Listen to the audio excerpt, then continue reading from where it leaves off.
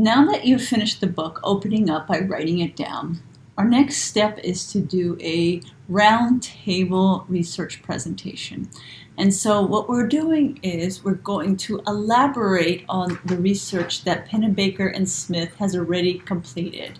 And so this is a moment for you to be curious. What questions do you have about any particular case study that he referenced, about any of the specific strategies that he used, or maybe concepts like ruminations, for instance, or our anxiety response system, and also thinking about perhaps looking at the validity and reliability of expressive writing and perhaps in different contexts. It's been used, for instance, with breast cancer survivors, with prison inmates.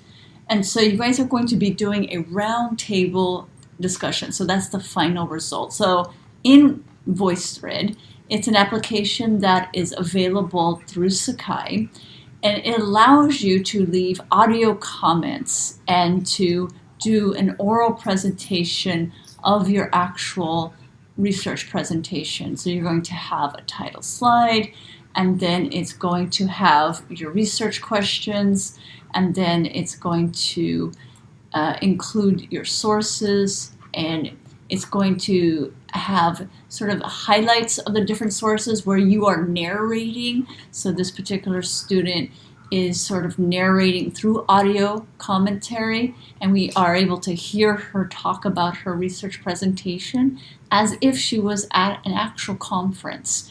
And then you provide an actual demo. So for her project, she had an actual example of a prompt that was used or referenced in the study that she actually researched. For some of you, it might be an example perhaps of dance therapy or art therapy or therapy with small children. And so for some of you, it might include an actual YouTube clip and or actual images that were used in the study, so graphs or something like that.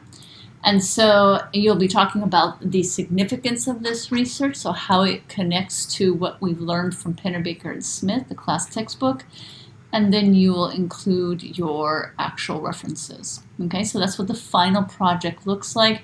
And in your groups, you will be responding to your group members and asking them what critical thinking questions, and you will be required to actually reply to and answer their questions. So you want to imagine yourself as an expert of these 3 sources that you'll be using for your presentation.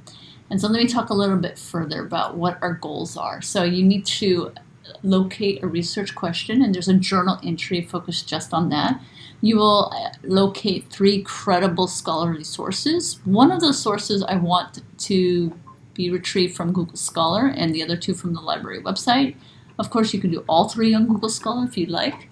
You need to summarize and synthesize these scholarly sources, reflect on the significance of them, so connecting it to our class textbook, and then drawing comparisons between your classmates' projects and yours. So that's when you do the Q&A part.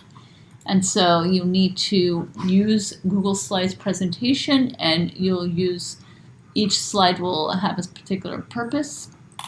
And then you can focus on topics related to expression of the self, so through writing or art or through movement, for instance. So there are hundreds and thousands of studies that have been done, for instance, looking at yoga and trauma, art therapy and trauma, dance therapy and trauma.